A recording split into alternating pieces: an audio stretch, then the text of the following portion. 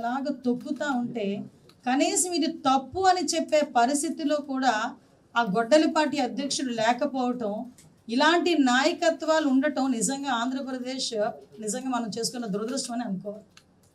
ఆ పొగాకు రైతులు ఎంత బాధపడి పండిస్తే ఆ పంటను తీసుకొచ్చి కాలు కింద తొక్కుతూ అది ఎందుకు పనికి రాకుండా చేసిన పరిస్థితులు మనం గమనించాలి. పేరుకి పరామర్శ, బయటకు వస్తే మహిళల మీద విచక్షణారహితంగా రాళ్ళు రువ్వి దాడి చేసి అడ్డుపడిన పోలీసుల్ని సైతం లెక్క చేయకుండా దాడి చేశారంటే వీళ్ళ తాలూకా నైజాన్ని ప్రజలు కూడా అర్థం చేసుకోవాలని మీ అందరికీ కూడా నేను క్లియర్గా అందుకే ఒకసారి చూపిస్తున్నా. నెక్స్ట్ ఇక్కడ ఒకసారి ఆగాలి. ఇది తెనాలిలో ఒక గాంజా బ్యాచ్ రౌడీ షీటర్స్. వీళ్ళని పోలీసులు వాళ్ళ ట్రీట్మెంట్ వాళ్ళు చేస్తున్నారు. ఈ రోజుల్లోని గాంజా అన్నది రౌడీ షీటర్లు అన్న వాళ్ళు ప్రజల్లోకి వచ్చి ఎంత హింసని ప్రేరేపిస్తున్నారో మీ అందరికీ కూడా తెలుసు. దాని మీదనే ఎన్డీఏ గవర్నమెంట్ వచ్చిన తర్వాత గాంజా మీద ఉక్కుపాదం మోపాలి అని చెప్పి సపరేట్గా ఒక ఈగల్ అని చెప్పి మేము స్థాపించి దాని ద్వారా గాంజా కల్టివేషన్ని జీరో చేసి గాంజాని అరికట్టే పొజిషన్స్లో ఈరోజు మేము దఫదఫాలుగా మేము ముందుకెళ్తా ఉంటే, అలాంటి గాంజా తీసుకొని గాంజా బ్యాచ్ వాళ్ళని రౌడీ షీటర్లని పరామర్శకని పేర్లు చెప్పి వాళ్ళని చిన్నపిల్లలు అని చెప్పి గాంజా బ్యాచ్ని ప్రోత్సహిస్తూ ఉంటే ఏం మెసేజ్ ఇస్తున్నారండి మీరు? నాకు అర్థం కావట్లేదు. ఎటువంటి మెసేజ్ ఇస్తున్నారు అంటే గాంజాలు తీసుకోండి, గాంజాలు తాగండి, రౌడీల్లా బయటకు తిరగండి, అమ్మాయిలు నేర్పించండి, ఆడబిడ్డలు నేర్పించండి అని చెప్పేసి మీరు చెప్తున్నారా? ఇదా మీరు ఇస్తున్న సందేశం? ఒక నాయకుడు అయ్యా అని మొన్నటి వరకు అనుకున్నాం, కానీ ఈరోజు నాయకుడు కాదు, కేవలం ఒక గొడ్డలి పార్టీకి అధ్యక్షుడిగా నువ్వు చేస్తున్న అరాచకాలు కానీ నువ్వు ఇస్తున్న మెసేజెస్ కానీ ఎలా ఉన్నాయి అన్నది చాలా క్లియర్గా చూపించే బాధ్యత కూడా మేము తీసుకోవాలి. ఈరోజు ఒక్కసారి చూడండి అక్కడ. నెక్స్ట్ ఇంకొకటి ఎందుకంటే నాకు అర్థం కాదు ఏంటంటే, ఎవరైనా ఏదైనా మంచిగా ఏదైనా జరిగితే అక్కడ పరామర్శకి, నిజంగా అన్యాయం జరిగితే పరామర్శకి వెళ్తారు. ఇక్కడ చూస్తే ఒక బెట్టింగ్లోని ఒక వ్యక్తి చనిపోయాడు. అది కూడా బెట్టింగ్ ఎందుకు జగన్మోహన్ రెడ్డి వస్తాడని బెట్టింగ్ కాశారు, అది అవ్వలేదు. సో అప్పుల బాధో something whatever it maybe ఏం జరిగినా అతను చనిపోయాడు. చనిపోయిన తర్వాత అతని విగ్రహం ఆవిష్కరణకి ఈయన వెళ్తున్న సమయంలో సుమారుగా కొన్ని గంటల పాటు జరుగుతున్న అతని ప్రయాణంలో బల ప్రదర్శనలో అతని సొంత కారు కింద పడే ఒక దళిత బిడ్డ సింగయ్య అనే వ్యక్తి నలిగిపోతుంటే కనీసం ఇంగితం లేకుండా, కనీసం సోయి లేకుండా అటువంటి వ్యక్తిని కనీసం అయ్యో మన కారు కిందన కాదు, మన ఎదురుగా ఉన్న కారు కిందన ఎవరైనా పడిపోతే ఆగి ఏం జరిగిందని చూసే మానవత్వం కలిగిన మనుషులు మనం. అటువంటి తన సొంత కారు కిందే తన సొంత కార్యకర్తే నలిగిపోతున్నా కూడా కనీసం ఆపకుండా అతను చేస్తున్న పరిస్థితి చూడండి. తిరిగి ఆ వ్యక్తిని తుప్పల్లో పడేసి తనకు సంబంధం లేనట్టు వెళ్ళిపోతే పోలీసులు చూసి హాస్పిటల్లో జాయిన్ చేస్తే అప్పటికే చనిపోయి నిర్ధారిస్తే మళ్ళా పైగా కుటుంబ సభ్యుల్ని తన ప్యాలెస్కి పిలిపించుకొని ప్రభుత్వం మీద బురద జల్లి పోలీసుల మీద బురద జల్లడానికి చేసిన ప్రయత్నం కూడా మీకు ఒకసారి మళ్ళీ గుర్తు చేస్తుంది. అంటే ఏం జరుగుతుంది అంటే ఈరోజు బయట అడుగు పడితేనే విధ్వంసాలని చెప్పడానికి నిజంగా ఇదొక ఎగ్జాంపుల్ కాదా? నిజంగా బయట అడుగు పడితేనే ఈరోజు ఎన్నో అరాచకాలు జరుగుతున్నాయని చెప్పడానికి ఇదొక ఉదాహరణ కదా. ఇటువంటి బల ప్రదర్శనలో ఎంతోమంది అమాయకమైన యువకుల్ని మద్యం సేవించేటట్టు చేయటం, వాళ్ళ చేతులకి రెచ్చగొట్టే ధోరణిలో ప్లకార్డులు ఇవ్వటం, రప్పమని చెప్పేసి వాళ్ళ చేత స్లోగన్లు ఇప్పించుకోవడం, సైలెన్సర్లు పీకేసి బళ్ళు మీద సౌండ్లు చేస్తూ వీధుల్లో తిరగటం, అంబులెన్స్లకి కూడా దారి ఇవ్వకుండా వాళ్ళు అంటే ప్రాణాలతో చెలగాటవాడే పరిస్థితులు కూడా చేస్తున్న పరిస్థితిని కూడా ఈరోజు ప్రజలందరూ కూడా గమనించుకోవాలి. ఈరోజు ఒక్కసారి నెక్స్ట్ ఇంకోటి చూడమ్మా. సరే, ఇక్కడ మీ అందరికీ తెలుసు ఒక రైతు కష్టం. ఒక రైతు సంవత్సరం అంతా కష్టపడితే వచ్చే ఫలసాయానికి గిట్టుబాటు ధర రాకపోతే ఎంత ఇబ్బంది పడతాడో, ఆ పంట తన కళ్ళ ముందు నాశనం అయిపోతుంటేనే కూడా అంతే ఇబ్బంది పడతారు. అట్ ద సేమ్ టైం కంటనీరు పెడతాడు. నువ్వు మామిడి రైతుల్ని పరామర్శిస్తాను అని చెప్పి సేమ్ అదే బల ప్రదర్శనలతో అందరి చేత సీఎం అని అరుపులు అరిపించుకుంటూ రోడ్డు మీదకి వచ్చి ఈరోజు ఆఖరికి ఆ రైతుని కూడా బెదిరించి సంవత్సరం పాటు పండించిన ఆ పంటని ట్రాక్టర్లో ఎత్తుకొచ్చి దొంగతనం చేసి రోడ్ల మీద పోసి ఆ ట్రాక్టర్లతో తొక్కిస్తూ ఉంటే నిజంగా ఇక్కడ మీలో ఎవరైనా ఒక రైతున్నా, నేను మాట్లాడేటప్పుడు చూస్తున్న వాళ్ళు ఎవరైనా రైతున్నా ఆ కష్టం ఏంటో తెలుస్తుంది. నిజంగా ఒక చిన్న పువ్వు పూస్తేనే అది వదిలిపోతుంటే చాలా బాధపడతారు. అటువంటిది ఇంత పెద్ద ఎత్తున ఆ మామిడికాయల్ని రోడ్డు మీద పోసి ఆ ట్రాక్టర్తో తొక్కించి వీళ్ళంటి మామిడి రైతులకు న్యాయం జరిగేది, వీళ్ళంటి మామిడి రైతులకు న్యాయం చేసేది. మామిడి రైతులను ఆదుకున్న గవర్నమెంట్ ఎన్డీఏ కూటమి గవర్నమెంట్ అయినప్పటికీ కావాలని వాళ్ళకి ఏదో ఒక ప్లాట్ఫామ్ కావాలి వాళ్ళ బల ప్రదర్శన చేయటానికి అని చెప్పి వీళ్ళ తాలూకా విధ్వంసం ఈ రకంగా చూస్తూ ఉంటే నిజంగా సిగ్గుపడాలండి. నిజంగా సిగ్గుపడాలి. ఈరోజు రైతుల పేరిట బయటికి పరామర్శలు చేయాలంటే ఈరోజు గొడ్డల పార్టీ అధ్యక్షుడు నిజంగా సిగ్గుపడాలి. ఈరోజు ఇటువంటి వ్యక్తుల గురించి అండి ఈరోజు ఒకసారి నెక్స్ట్ పెట్టమ్మా, ఒకసారి వినండి. సుభాషిత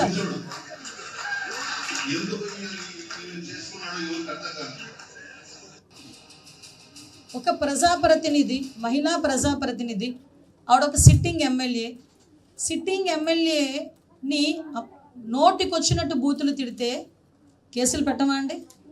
జైలుకి వెళ్ళరా? అటువంటి వ్యక్తిని పరామర్శించడానికి వస్తారు. అటువంటి వ్యక్తిని ఏ మొహం పెట్టుకొని పరామర్శిస్తావు? నిజంగా అవతలలో తిడితే నీకు చాలా బాగా ఉంది అనుకుంటే అది నువ్వు ఇంట్లో కూర్చొని పిలిపించి మాట్లాడుకోవడం, what ever it may be, అది నీ 4 గోడల వరకే సరిపోతుంది. కానీ బయటకు వచ్చి అటువంటి వ్యక్తుల్ని ప్రోత్సహిస్తున్నావా? ఆ మాటల్ని నువ్వు సమర్థిస్తున్నావా? ఆ మహిళల్ని కించపరిచే విధంగా మాట్లాడడం, క్యారెక్టర్ అసోసియేషన్ చేసి మాట్లాడడం, అదేవిధంగా అతను నీచంగా జుగ్సాగరంగా మాట్లాడడాన్ని సమర్థిస్తున్నట్టేనా దీని అర్థం? అటువంటి వ్యక్తులను కూడా పరామర్శించడానికి వెళ్ళి బల ప్రదర్శన చేసిన ఇటువంటి గొడ్డల పార్టీ అధ్యక్షుడిని ఏమనాలో ప్రజల తగలకు విచక్షణకు వదిలేస్తున్నాను ఈరోజు.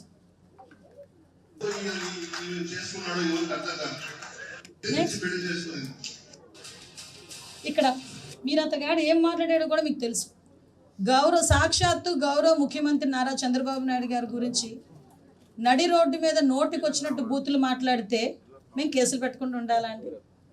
మాట్లాడితే వాళ్ళు చేసే తప్పులన్నీ వాళ్ళు చేస్తారు, వాళ్ళు మాట్లాడాల్సిన విచక్షణ లేని మాటలన్నీ మాట్లాడతారు, బూతులన్నీ తిడతారు, మళ్ళీ బయటకు వచ్చి మమ్మల్ని రాజకీయ కక్షతో మమ్మల్ని అరెస్ట్ చేశారని మాట్లాడతారు. సిగ్గనిపించట్లేదా? నిజంగా మీకైనా ఒకసారి ఆలోచన చేసే జ్ఞానం ఉందా? మీ కుటుంబ సభ్యులైనా ఇటువంటి మాటలను సమర్థిస్తారా? అటువంటి వ్యక్తిని వెళ్ళి ఈరోజు పరామర్శించడానికి గొడ్డల పార్టీ అధ్యక్షుడు పోతాడు అంటే, ఒక నాయకుడు హోదాలో ఉన్నవాడు ఒక మాట చెప్పినా, ఒక పని చేసినా నలుగురికి ఆదర్శంగా ఉండాలి అనుకుంటాం. కానీ ఈయన ఎటువంటి మెసేజ్ ఇస్తున్నారు? ఒక పక్క ఆడబిడ్డల గురించి నీచంగా మాట్లాడి సమర్థిస్తాడు, వెళ్ళి పక్క బూతులు మాట్లాడే వాళ్ళని సమర్థించి వాళ్ళకి వెళ్ళి పరామర్శలు చేస్తాడు. అక్కడ కూడా ఎన్ని గంటలు పట్టిందో మీ అందరికీ తెలుసు. ఆ దారి పొడిని ఇక్కడ నుంచి తాడేపల్లి అతని ఇంటి దగ్గర నుంచి గుంటూరు వెళ్ళేదానికి ఎన్ని గంటలు పట్టిందో మీ అందరికీ తెలుసు. ఎంత బల ప్రదర్శన చేశాడో మీ అందరికీ తెలుసు. నెక్స్ట్ చూడండి, వాళ్ళ తాలూకా ఆగండి అమ్మ. అతగాడు మాట్లాడి సమర్థిస్తున్నది ఎవరినో తెలుసా? సాక్షాత్తు కల్తీ మద్యం కేసులో నిందితుడు. ఒక కల్తీ మద్యం కేసులో నిందితుడిని పరామర్శించడానికి వెళ్ళి అటువంటి వ్యక్తిని పక్కన కూర్చోబెట్టుకొని, పక్కన నుంచోబెట్టుకొని అతను ఏదో వీరుడు సూర్యుడు అన్నట్టు మాట్లాడటమే కాకుండా సేమ్ బల ప్రదర్శన. అతను బల ప్రదర్శన చేయటానికి ఏది అనర్హం కాదు అని చెప్పడానికి ఇది ఒక ఉదాహరణ. అతను ఏదైనా అంటే ఒక నేరస్తుడిని పరామర్శించడానికి వెళ్ళినప్పుడు అదే బల ప్రదర్శన చేస్తాడు. ఎక్కడికైనా ఎవరైనా చనిపోయినా పరామర్శించడానికి వెళ్ళినప్పుడు కూడా అదే బల ప్రదర్శన చేస్తాడు. అంటే ఇలాంటి వ్యక్తుల్ని పరామర్శించడానికి వెళ్ళి అటువంటి వ్యక్తుల్ని ప్రోత్సహించి అటువంటి ప్లెకార్డులు పట్టుకునేటట్టుగా చేసిన ఇటువంటి ఒక నిజంగా చెప్పాలంటే ఒక గొడ్డలి పార్టీ అధ్యక్షుడిని ఏమనాలో ఒకసారి మీరు అందరూ కూడా అర్థం చేసుకోండి. నెక్స్ట్ కమనమ్మా, ఆగండి. ఇక్కడ మీ అందరికీ చెప్పాలి, మొన్న రీసెంట్గా తెలుసు మీ అందరికీ కూడా, మొన్న సిదిరి అప్పలరాజు ఎక్స్ మినిస్టర్ వాళ్ళ అబ్బాయి ఒక యాక్సిడెంట్ చేసి దానయ్య అని ఒక గొర్రెల కాపరిని యాక్సిడెంట్లో అతను చనిపోయాడు. ఆ కొడుకుని రక్షించుకోవాలన్న తపనతో వేరే వ్యక్తిని అక్కడ పెట్టి పోలీసులను కూడా మభ్యపెట్టిన కారణంగా అతని మీద కేసు పెడితే చనిపోయిన వారి ఇంటికి వెళ్ళి వీళ్ళు పరామర్శించరండి.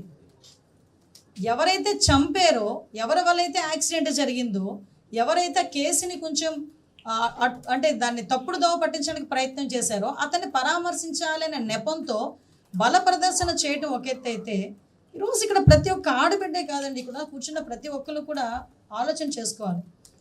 ఒక మహిళా ఎస్ఐ డ్యూటీలో ఉంది, తన పని తను చేసుకుంటుంది.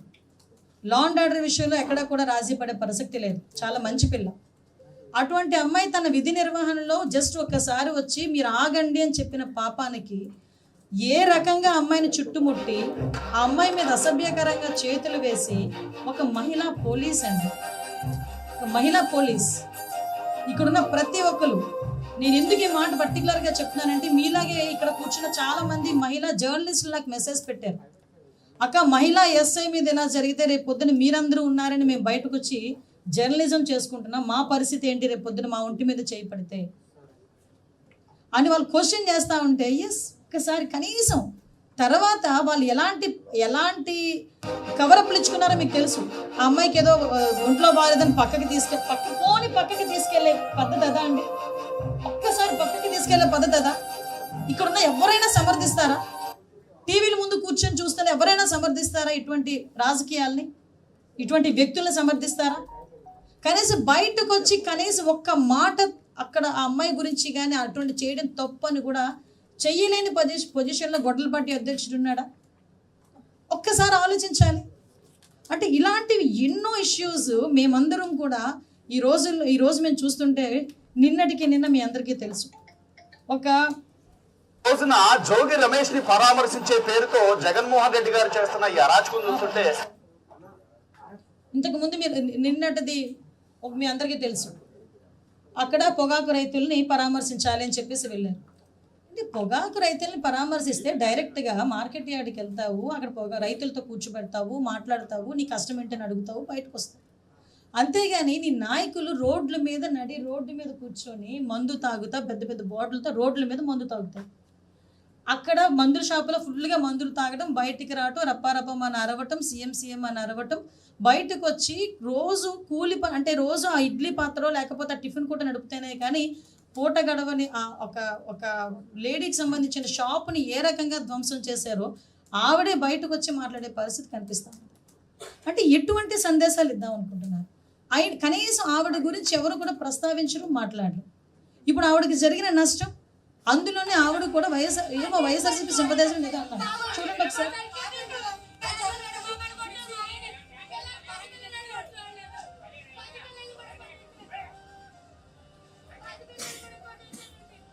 ఆవిడ బతుకెంత అండి పాపం. ఆవిడ ఏమాత్రం ఆవిడ పరిస్థితి చెప్పండి. ఏ రోజుకి ఆ రోజు ఆవిడ అమ్ముకుంటేనే ఆ రోజు ఆవిడ తినగలదు, ఆ కుటుంబం తినగలదు. విచక్షణ రహితంగా దాడి చేయటం ఒక ఎత్తు. చూడండి, దేవతామూర్తుల ఫోటోలు కూడా కాలికేసి కొట్టి నేను ఒకటే అడుగుతున్నా, ఎలాంటి మెసేజ్ ఇద్దాం అనుకుంటున్నారు? ఇలాంటి సంఘటనలు నేను ఒకటి చూస్తూ ఉంటే ఎన్నో సంఘటనలు. ఇది నాయకుల తాలూకా నైజం అయితే, వాళ్ళ తాలూకా అంటే ఆ అధ్యక్షుడి తాలూకా నైజం ఇదంతా అయితే, లిటరలీ చెప్పాలంటే వాళ్ళ నాయకులు ఒక పక్క నుంచి ఒక ఎమ్మెల్యే, ఒక ఎక్స్ఎమ్మెల్యే కిడ్నాపులు చేస్తాడు, ఇంకొక ఎమ్మెల్యే డైరెక్ట్గా దళితుల ఇంట్లోకి వెళ్ళి దళితుల ఇంట్ల మీద దాడి చేసి వాళ్ళ కొడుకుతో సైతం వెళ్ళి దాడి చేసి అక్కడున్న మహిళల తాలూకా బట్టలు చింపుతాడు. బయటకు వస్తే నీచంగా మాట్లాడే పరిస్థితులు ఒకటి ఉన్నాయి. కొంతమంది అయితే మీకు తెలుసు, కల్తీ మద్యం కేసులో కొంతమంది నిందితులు ఉన్నారు. అంటే ఎటు చూసినా వాళ్ళ తాలూకా గొడ్డలిపాటి అధ్యక్షుడే రకంగా ఉన్నాడు, వాళ్ళ తాలూకా నాయకులు ఎలా ఉన్నారు, వాళ్ళ తాలూకా కార్యకర్తలు మీ అందరికీ తెలుసు. మళ్ళీ ఒకసారి వేయాలి, ఒకసారి చూపించండి. అది కాదు, మరి ఈ పొట్టేళ్ళని నరికి చూడండి ఒకసారి ఏం జరుగుతుందండి? షర్టలు ఇప్పడం, తాగటం, అది రైతుల పరామర్శ అండి? మీరు చెప్పండి, ఇది రైతుల పరామర్శ అండి? అది రైతుల పరామర్శ? అది రైతులను అలా పరామర్శిస్తారా? సిగ్గుపడుతుందండి దేశం మొత్తం. ఇటువంటి సంఘటనలు చూస్తే ఆంధ్రప్రదేశ్ మీద ఒక ఒపీనియన్ ఉంది. గౌరవ ముఖ్యమంత్రిగా చంద్రబాబు నాయుడు గారు వచ్చిన తర్వాత ఈ పరిశ్రమలు వస్తున్నాయి, పెట్టుబడులు వస్తున్నాయి. ఈరోజు ఆ లా అండ్ ఆర్డర్ విషయంలోని కూడా మేమందరం కూడా ఎంత స్ట్రిక్ట్గా ఉన్నామో మీ అందరికీ కూడా తెలుసు. అయినప్పటికీ కూడా ఇలాంటి విధ్వంసాలు రెచ్చగొట్టి రప్పమని చెప్పి జాతరలో పొట్టేళ్ల తలకాయలు కోసినట్టు పార్లప నరికేస్తున్నారు. ఒకడేమో బయటకు వస్తాడు, బొట్టన వేలు రక్తం కోసుకుంటాడు, జగన్మోహన్ రెడ్డి ఫోటోకి గొడ్డలపాటి అధ్యక్షుడి ఫోటోకి బొట్లు పెడతాడు. ఇంకొకడు వస్తాడు, పెద్ద కేక్ పెడతాడు పుట్టినరోజు అని. మామూలు కత్తులు, ప్లాస్టిక్ కత్తులు పనికిరావు వాళ్ళకి, పెద్ద పెద్ద తల్వార్లు కావాలి. ఆ తల్వార్లతో గుచ్చుతారు, కట్ చేస్తారు. ఇంకా వాళ్ళకి ఆశ తీరినట్టుగా పొట్టేళ్ళని అక్కడే నరుకుతారు. ఆ రక్తం తీసుకెళ్ళి ఫ్లెక్సీల మీద వేస్తారు. ఫ్లెక్సీలు ఏమో రెచ్చగొట్టే దూరంలో ఫ్లెక్సీలు పెడతారు. ఆ నీచంగా మాట్లాడటం. నేనేమంటానంటే ఈరోజు ఆంధ్రప్రదేశ్ పరిస్థితి, ఈరోజు నిజంగా చెప్తున్నానండి, లాస్ట్ 19 to 24 ఇక్కడ ఒక కథ చెప్పాలండి. మీ అందరికీ తెలిసిన కథే, కాకపోతే గుర్తు చేయాలని చెప్తున్నాను. మీకు పురాణాల్లో భస్మాసురుడు తెలుసు. భస్మాసురుడు చాలా నిబద్ధతతో, చాలా అంకుటితమైన దీక్షతో తపస్సు చేస్తాడు. దేనికి తపస్సు చేస్తాడంటే శివుడు ప్రత్యక్షం అవ్వాలి, నాకు మంచి వరం ఇవ్వాలి అని కోరుకుంటాడు.